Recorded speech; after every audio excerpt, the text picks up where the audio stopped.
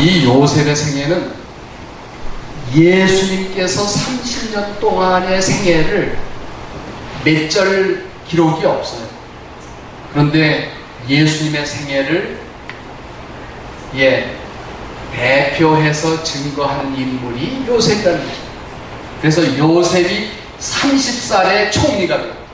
그 총리가 되기까지 사건을 요셉의 생애를 통하여 우리가 예수님의 생애를 읽을 수 있다는 거죠. 성경에는 한 사람을 앞서 보내셨습니다. 저 뒤에서도 보입니까? 요셉이 종으로 팔렸더라.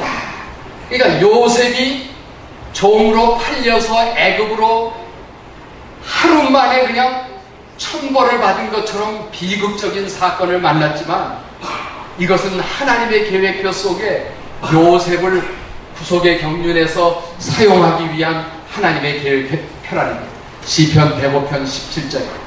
그래서 성경에는 말하기를, 여러분이 내가 하나님께 헌신하고 열심히 하나님을 믿기로 했는데 왜 이런 비극적인 사건이 있는가, 그렇게 고민하는 일들이 여러분에게 벌어질 수 있어요. 그런데 성경은 나 여호와가 말한다. 내 생각은 너희를 괴롭게 재앙을 주려고 힘들게 하는 게 아니라는 거예요. 너희에게 평안을 주려 하는 것이요 구속의 경륜을 성취시키는 하나님의 계획표 속에 여러분을 인도하는 거라고 에레미야 29장 11절에 말씀합니다. 그래서 로마서 8장에는 하나님을 사랑합니다. 바로 저와 여러분 예수님을 사랑하고 예수님을 통해서 아버지 하나님의 사랑을 깨닫고 그 뜻대로 부르심을 입은 자들에게는 나쁜 일도, 악인이 여러분을 핍박할지라도 그 모든 것이 어떻다고요? 합력해서 하나님의 계획을 성취한다는 것입니다. 그렇다고 믿으세요? 유다가 예수님을 팔아버렸죠. 예루살렘 교회 지도자들이 예수님을 핍박했잖아요. 그리고 로마 군병들이 예수님을 십자가에 못 박았어요. 그게 사단의 대리자들이 되어서 예수님을 가장 힘들게 만들었지만, 가룟 유다가 없었다면, 그 제사장들과 예루살렘 교회 지도자들이 예수님을 팔지 않았다면 십자가가 없었어요. 결국 위대하신 영원전에 세워놓으신 구속의 경륜을 성취하는 악인들도 그 도구들이 되었어요. 그러니까 요셉도 똑같다는 것입니다. 아버지 이스라엘이 자기가 사랑하는 라헬이 죽으니까 특별히 불쌍해서 요셉을 사랑해서 색동옷을 지어 입혔더니 형들이 그를 미워하고 불평해. 그러는 가운데 할아버지 이삭을 통하여 이 요셉이, 위대하신 하나님께서는 자기들의 부조 아브라함과 이삭과 야곱을 위하여 하나님의 특별한 계획 속에 인도하셨다는 사실을 배우게 돼요. 그래서 요셉도 기도하기를, 자기의 계획대로 뜻대로 인생을 살지 아니하고 하나님의 계획표대로 산 인생을 살도록 하나님께 기도드리게 돼요. 그랬더니 그의 기도의 응답으로 하나님께서 꿈을 꾸게 돼요. 하나는 지금 잘 흐리해서 안 보이시지만은 무슨 꿈이에요? 이 곡식단 꿈이에요. 자기 단은 딱 서 있고 다른 형들의 단이 지금 엎드려 절하는 꿈이에요. 희미해서 잘 안 보이실 텐데, 저 위에는 무슨 꿈이에요? 별 하나 나 하나 별 둘 나 둘. 자기 별을 향하여 해와 달과 별들이 다 엎드려 절하는 꿈을 꿨어요. 거포 2번 요셉이 꿈을 꾸고 이 일을 형들 앞에, 가족들 앞에 고했어요. 그랬더니 이 이야기를 듣고 형들이, 이놈은 죽일 놈, 아니 배다른 자식, 이 요셉이 아버지의 사랑을 받는 것도 미워 죽겠는데 자기들 다스릴 위치에 놓인다고 하니까 형들이 아주 미워하게 됐어요. 그래서 이제 사건들이 그것을 우리가 이제 하나님의 섭리라고 해요. 하나님께서 가지고 계신 계획별을 따라 인생을 어떻게 인도하시는지를 여러분이 배우셔야 돼요. 이게 정신 바짝 차리고 공부하세요. 이거 보통 중요한 내용이 아니에요.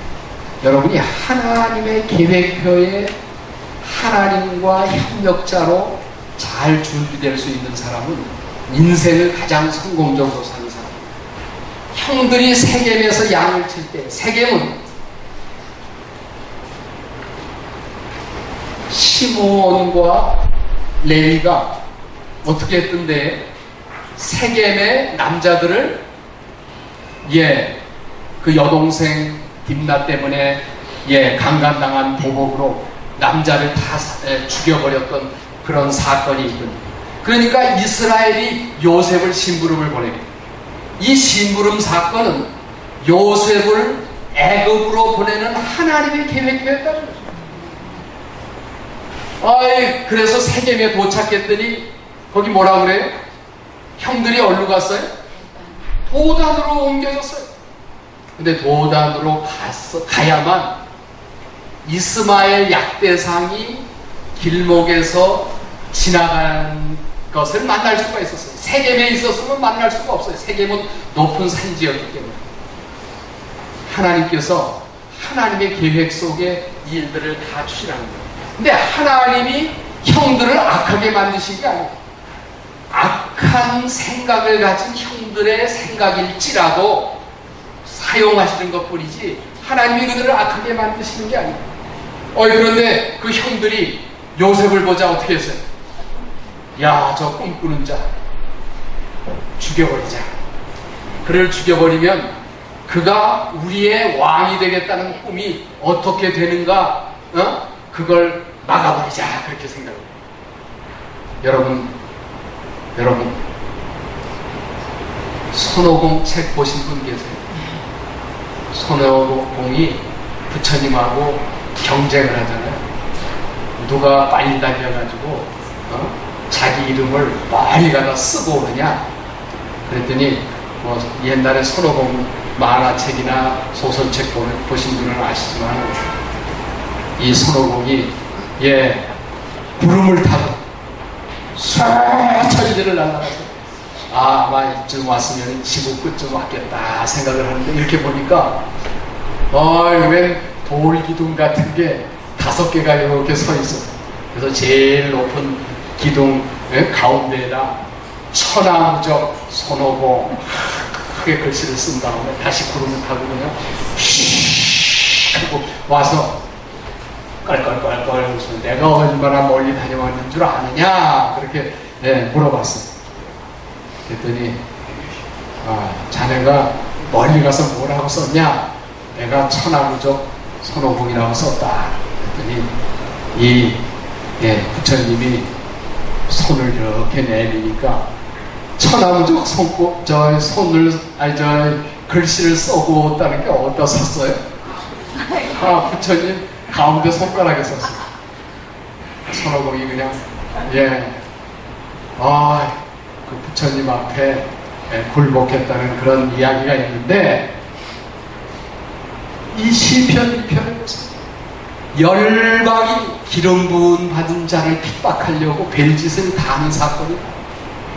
하늘에 하나님이 비웃음이 허허 웃으시니 하나님의 계획을 절대 방해할 수 없다는 것입니다. 제 아무리 사단이 짓고 까부르고 악인이 배를 방해를 하려고 해도 결국 하나님의 뜻이 성취되는 것을 본다는 것입니다. 그래서 구덩이에 먼저 피 흘리지 말자 르우벤이 제안하고, 그 다음에 이스마엘 상대가 나타나요. 그런데 바로 유다, 이 유태인들은 재리에 밝은 유태인의 조상이 누구예요? 유다예요. 동생을 뭐로 우리 손으로 죽이거나 피를 보냐? 저 지나는 상대한테 팔아버리자. 이야, 하나님이 그런 나쁜 생각을 유다한테 준 게 아니에요. 다 각각 악한 생각을 사단의 사주를 받아 하였지만 결국 어떤 일이 벌어졌어요? 하나님께서 그를 보내셨어요.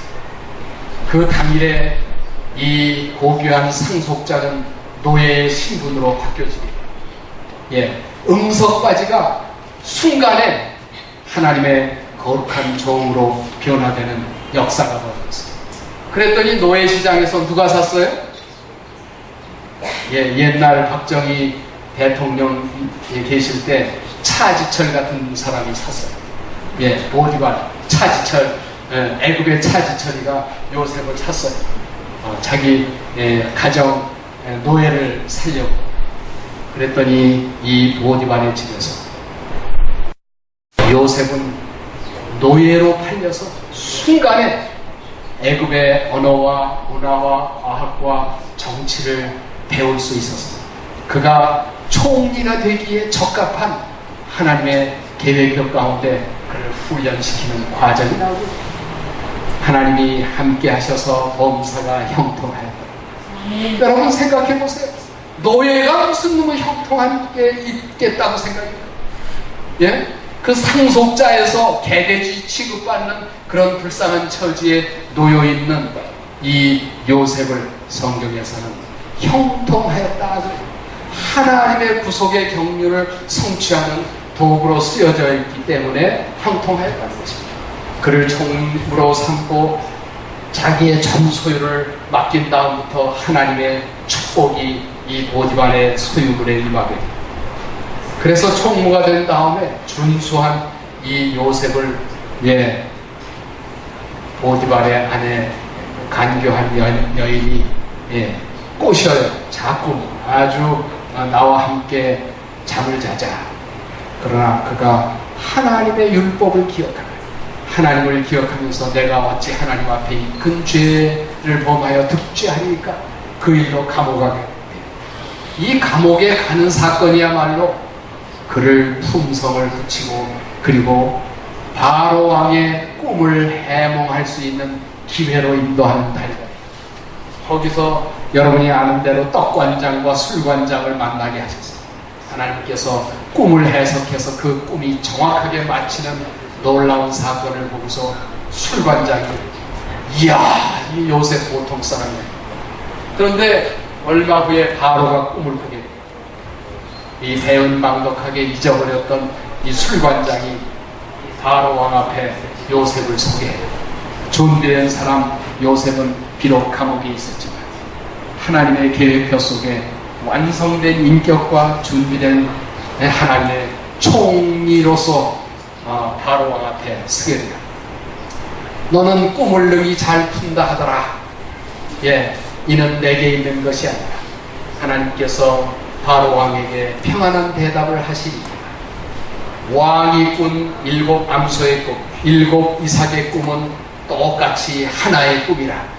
하나님이 풍년과 기근을 보이셨기 때문이니까 빨리 현명한 사람을 택해서 대비하십시오.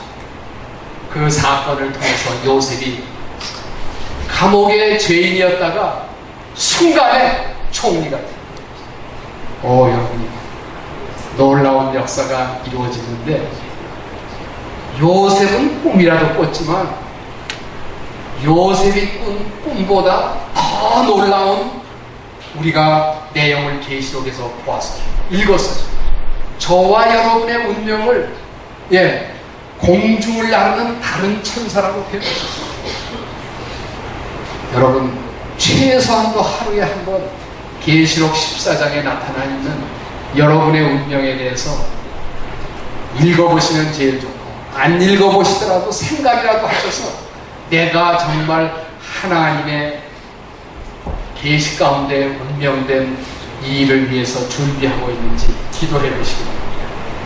또 내가 보니 어린 양의 시온산에서 그와 함께 14만 4천이 서 이게 바로 공중을 나르는 천사들이라는 것입니다. 저와 여러분의 운명이라는 것입니다. 어디를 나가요? 세계 모든 사람들이 거하는 곳을 가는데, 여러분 누가 고기를 잡으러 가서 고기가 모이지 않는데 그물을 치거나 낚시를 들리는 사람은 세월이나 낚으려고 하는 거지 의미가 없어요. 어디로 가라고? 대도시로 가라고. 대도시. 또 보니 다른 천사가 공중에 날아가는데 땅에 거하는 자 곧 여러 나라와 족속과 방언과 백성에게 전할 영원한 복음을 가졌다. 우리가 이 문제만 공부해도 한 주일 사경회를 할 거 아닙니까? 여러 나라, 족속, 방언, 백성이 모인 곳에 가야 하는 것입니다. 이 시골 생활 붐이 일어서 시골로 다 많이들 들어가셨어요. 그런데 예수님께서 시골 생활에 대한 개념을 명확하게 주셨어요. 예수님은 감람산 옆에 예루살렘 성시 옆에 감람산에서 자리를 잡으셨어요. 그러니까 선교를 하기 위한 적극적인 캠프가 시골이라는 거예요. 시골 생활을 위한 시골 생활은 영혼을 병들게 썩게 만듭니다. 여러분들이 이 많은 사람들이 거하는 이게 지금 뉴욕 도시예요. 제가 바로 어젯밤에 뉴욕에서 엿새를 머물고 어젯밤에 돌아왔습니다. 뉴욕이 이 선지자께서 이 대도시 선교 전략이라고 하는 이 유인물을 준비한 게 있어요. 그게 내일 저희가 나눠드리게 돼요. 내일 그 유인물들이 있는데 이 하나님께서 대도시를 어떻게 공략하고 어떻게 그들을 구원하면서 그들도 구원하고 나도 살아가는지 이 노아의 방주 설계도처럼 마지막 살아남는 비결이 그 내용 가운데 기록되어 있습니다. 예수님께서 십자가를 지셨던 것처럼 저와 여러분이 가야 할 길이 성경에 아주 명확하게 나왔어요. 이게 세천사의 복음을 얘기하는데 이것을 우리가 현대진이라고 얘기를 해요. 그런데 여러분 놀랍게도 지금부터 2650년 약 2700년 전 가까이 이사야 시대에 저와 여러분을 지렁이 같은 너 야곱아 이스라엘 백성아 그렇게 하죠. 여러분도 스스로 나는 하나님 사업하는데 지렁이 같아 아마 그렇게 생각할 사람도 있으실지 모릅니다. 지렁이 기어가는 것도 그렇고 뭐 하는 게 있는 것처럼 아무것도 쓸모없어 보이잖아요. 그런데 두려워 마세요. 여러분이 정말 하나님께 헌신하면 저와 여러분을 쓰신다는 것입니다. 하나님이 이 지렁이 같은 존재를 도와서 뭐로 쓴다고요? 보라 내가 너로 이가 날카로운 새 타작기계를 삼으리라. 이 이사야 시대에는 타작기계가 뭐가 있어요? 여러분 도리깨라는 거 아세요? 그 끝에 옛날 조상들이 해서 돌리다가 팍 쳐서 콩타작도 하고 곡식 타작할 때 도리깨 또 이렇게 훌치는 거 뭐 여러 가지 기구들이 있는 게 옛날에 있는 거예요. 옛날에 이가 날카로운 새 타작기계는 꿈도 못 꿨어요. 그런데 이건 뭘 얘기해요? 21세기 오늘날 저 미국 그 광활한 벌판에 어마어마하게 큰 타작기계가 나타나면 여러분 정말 구경할 만해요. 무지무지한 그 넓은 곡식밭에 기계가 지나가면 그걸 비워서 알곡을 털어내서 그걸 푸대자루에다 넣고 지푸라기는 다 던져버리고 알곡 다 해서 푸대에다 담아가지고 또박또박 하는 그런 기계를 삼겠단 말이에요. 이건 21세기의 마지막 때 사는 저와 여러분을 향하여 하신 예언의 말씀입니다. 저와 여러분을 기계 속의 기계처럼 삼으시다는 거예요. 이런 타작기계가 되면은 앞에 놓여있는 산들을 띠끌로 만들 거라는 거예요. 작은 산들을 겨처럼 불어나게 한다는 거예요.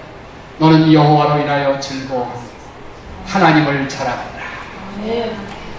이야, 하나님께서 이 마지막 때 저와 여러분을 이렇게 놀라운 역사의 도구로 삼았다는 것입니다. 그래서 여러분이 여기 나와 있는 게, 오신 게 진짜 우연이 아니에요. 너가 엄마 뱃속에 꼬물꼬물 아빠의 정자와 엄마의 난자가 합쳐서 한 생명체가 되기 전에 너를 알았다는 것입니다. 네가 태에서 나오기 전에 너를 구별하고 열방의 선지자로 삼았다고 예레미야에게 말씀하신 것은 우리에게도 하신 말씀입니다. 그런데 놀라운 것은 이게 신자들에게만 하신 말씀이에요. 여기 나오는 한 인물은 교회라고는 가본 일이 없어요. 하나님의 말씀이라고는 읽어본 일이 없는 사람. 거대한 바벨론을 메대와 페르시아의 연합군을 지휘하는 총사령관을 맡은 고레스에 관한 내용이 기록되어 있습니다. 난공불락의 성 바벨론을, 포위된 성, 이 성을 다 포위를 했는데 이 다리를 쭉 걷어내니까 이 고레스가 돌아갈 길이 없는 거예요. 그 안에는 포위는 당했지만은 이 메데 페르시아 연합군이 무력하게 아무것도 할 수 없으니까 마지막 벨사살 왕이 주연을 베푸는데 하나님의 성전의 기구를 갖다가 술을 마시고 우상들을 경배할 때 벼랑간 분벽에 하나님의 손이 나타나더니 글씨를 쓰게 됐어요. 메네 데겔 우바르시. 내가 달아보니 내 부족함이 보여서 너를 내쳐서 이 바벨론이 메데 페르시아에게 준바되는 사건이 벌어집니다. 이런 놀라운 사건 때문에 이 벨사살 왕이 낯빛이 변하여 번민하며 넓적다리 마디가 녹는 듯하고 그 무릎이 서로 와달와달 이렇게 떨었다는 게 요즘 무슨 춤추려고 떠는 게 아니에요. 왕이, 무소부유한 왕이 얼마나 두려운지 무릎이 벌벌 떠는 그런 심판의 글씨를 보게 되었다는 것입니다. 하나님이 임재하셨습니다. 그런데 그 밤에 이 고레스는 유프라테 강물을 막았어요. 그 위에 상류에서 준비하고 있다 탁 막고 메데 페르시아 연합군이 운하 밑으로 들어가서 하루 사이에 바벨론 성을 꺾고 무너뜨리게 되었어요. 들어가서 난공불락에서 바벨론을 탁 무너뜨리고 나니까 파워포인트 준비한 데는 원래 글씨가 커요. 그런데 이제 우리 목사님 노트북으로 바꾼 다음에 글씨가 이렇게 작아졌어요. 그래서 여러분이 조금 불편한데, 사령관 고레스는 유브라데 강물을 말려가지고 바벨론을 무너뜨렸어요. 그리고 술에 취한 바벨론 지도자들이 한밤중에 함락이 되었어요. 네, 여러분 보세요. 고레스 총사령관은 이 난공불락의 높은 성을 보고 난감했어요. 그런데 갑자기 그의 머리에 유브라데 강물을 막아야겠다는 생각이 떠올랐어요. 그리고 상류에 강물을 쌓고 한밤중에 그 일을 진격하는 계획을 잡게 됩니다. 그리고 글씨를 보는데 다니엘이 나타나서 150년 전에 이사야서에 이 고레스의 이름과 그가 강물을 마르게 하고 그리고 이 바벨론을 함락시킬 내용이 나오면서, 고레스, 너는 이 이름을 누가 알려 하지만은 내가 너를 택해서 이스라엘을 위한 목자를 삼았다. 너로 하여금 회파된 예루살렘과 하나님의 성전을 재건하는 일을 위하여 택하였다고 놀라운 기록을 보게 돼요. 여러분이요, 하나님을 알지 못하는 고레스를 택하신 하나님, 이 마지막 때에 남은 교회, 남은 백성으로 정말 예수님께 헌신하기를 원하는 저와 여러분을 그냥 흘러가는 강물처럼 우연히 지나가는 인생으로 살게 하시겠어요? 절대 그게 아니라 이 마지막 사명을 위해서 저와 여러분을 택하시고 부르셨다. 그래서 제가 여기 지금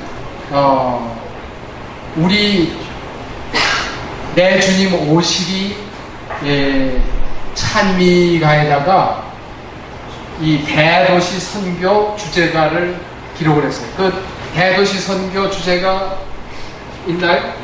우리가 그걸 좀 논해주시죠.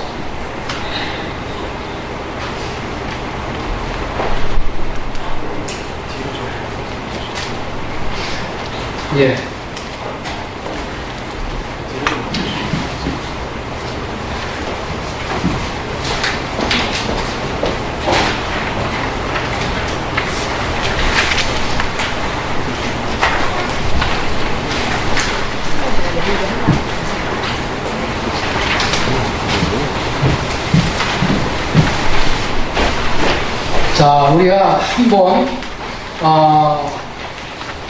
불러보시면서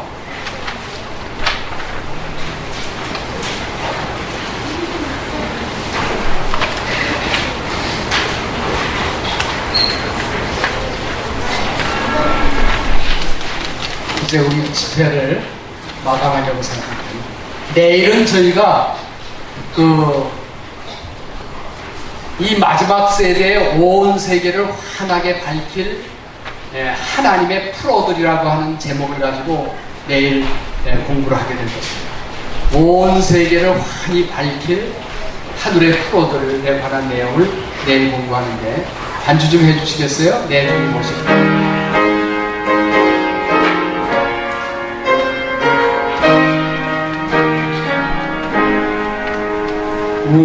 우리는 승리자, 세계를 붙든다.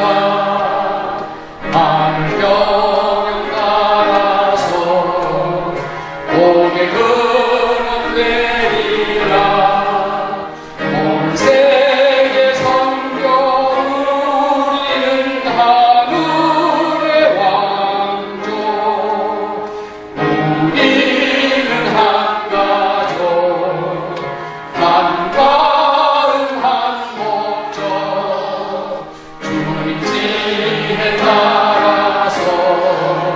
세계 최고 되리라.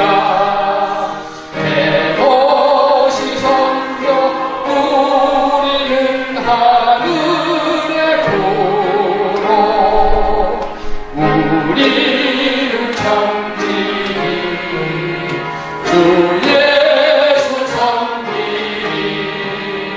주님 명령 따라서 주의 축복 나누리.